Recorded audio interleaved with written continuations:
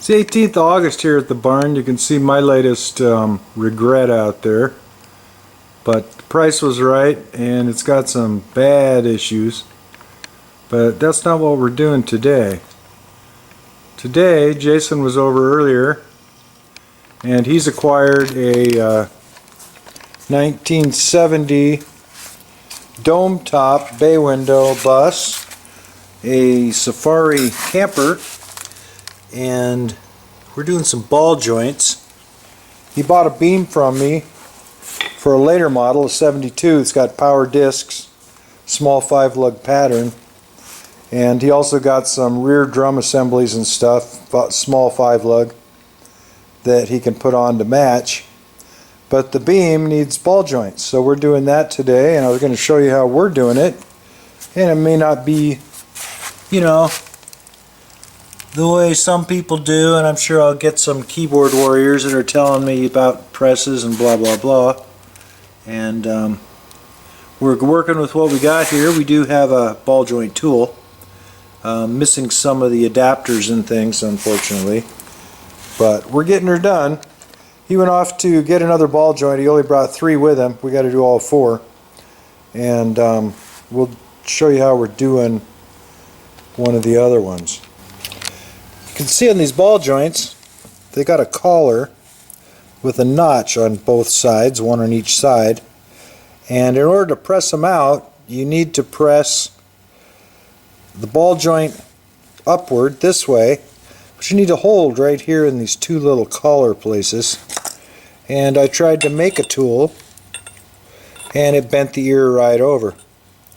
No way it's strong enough to do that. So what we ended up having to do is we cut this part off the ball joint, just cut her off, and of course the boot's removed, and then we use a hole saw with no centering drill bit to go right down over this collar, and basically we cut the collar off of the ball joint. And that allows us then to put the sleeve over the top and go ahead and press it with the ball joint tool. And it seems to be working out. We got these 2 done. First one was the hardest. He'd already heated up with a torch and a bunch of stuff, and boy, it didn't want to come out of there. But we got it out and changed finally. The second one came really easy. So we got to do the 2 lowers, which are still on the beam. They're going to be in the back of the truck. But like I said, he went off to get another ball joint. So when he gets back, I'll try to prop this camera up somewhere and let you kind of watch what we're doing. I don't have my tripod with me today, so I'll do the best I can do. So folks, what we need to do is press out these here bay window ball joints. They're tough, they're hard. Do not use a torch on them. We're going to cut the dab off of them. We're going to take a hole saw bit, cut the collar off without hurting the arm.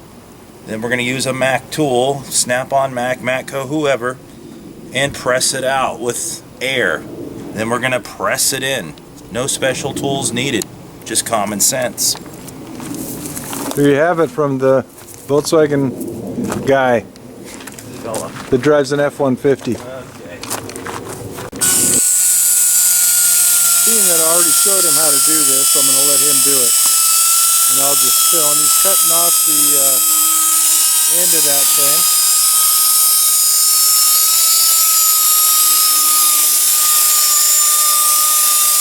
And I'll show you the results.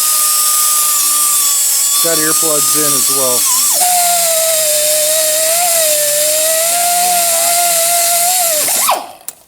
That's that. Yeah, and that's what's left. We get that thing out of the way. Just saves time. Still in there.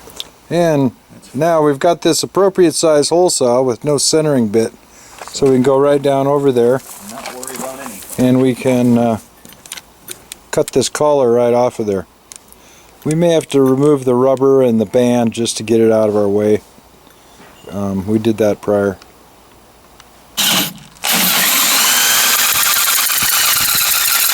Now the key to this is to keep it fairly level. You don't want to get down into your floor line.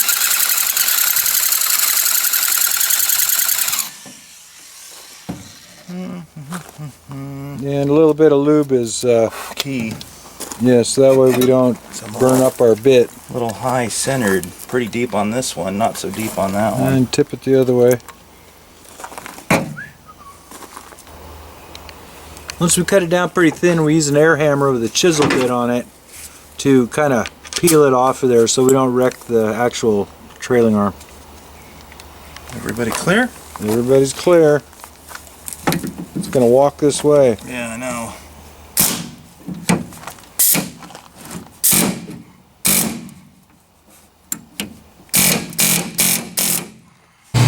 Okay, we got it most of the way cut out of there. There's a thin piece of metal around, but that'll bend out of the way as we press. So we're going to go for it here and see what's up.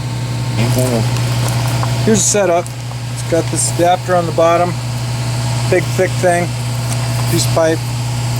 Came with the tool that goes around here where we cut the collar off, and then the bottom of the tool goes there in the center of the ball joint. Theoretically, we put the air hammer on there and it should just run right out. Theory. The impact driver, I should say. We'll see.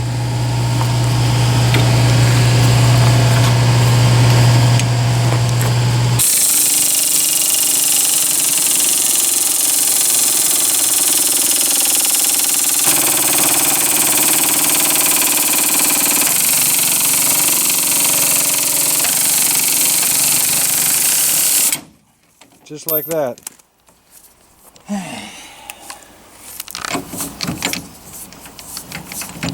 Okay, people, to see how we did, for those of you who were worried about us cutting the arm or damaging it, flat.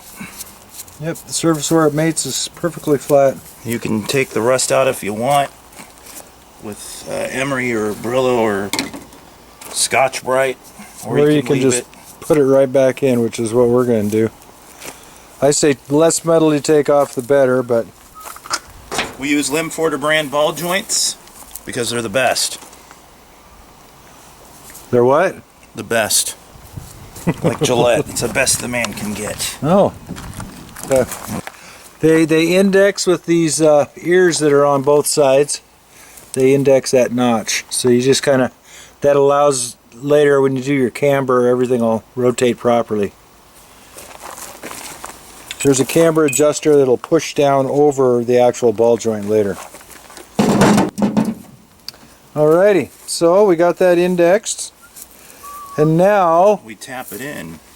we give it a tappy tap just to start it. Seat it. You could probably use that little piece of metal just to kind of tap. I'll hold it. On that flat this guy piece. here. Yeah, just all we need is a tiny tap. Just enough to make sure it doesn't rotate when we... We typically use a ball penis for this. Okay, now your tool. Oh god, getting old. Getting old.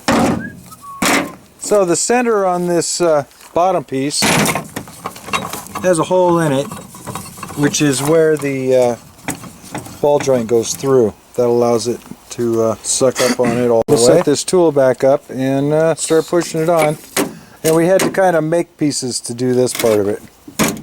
So you need that piece and this piece. Oh, we need that, yeah, on there. Okay. No, that goes on the other end.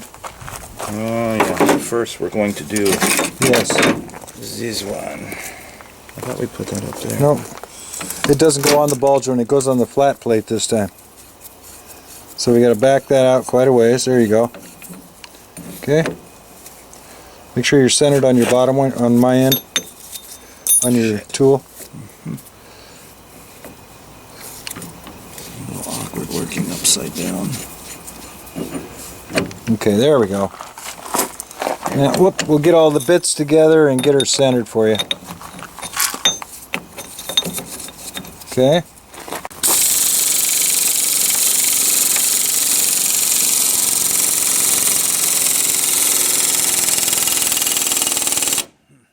Might be hitting the thing already. Let's check it. Oh.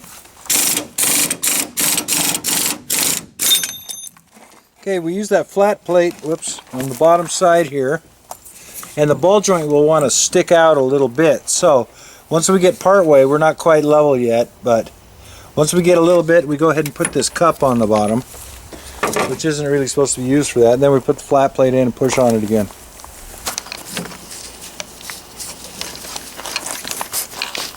This time we have that cup here, which will go around the end of the ball joint and the flat plate down below there.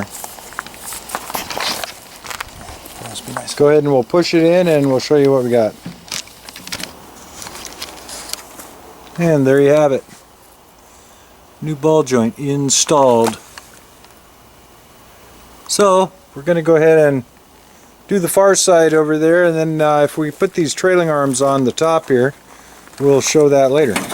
Just what we don't need. Ready? Yeah.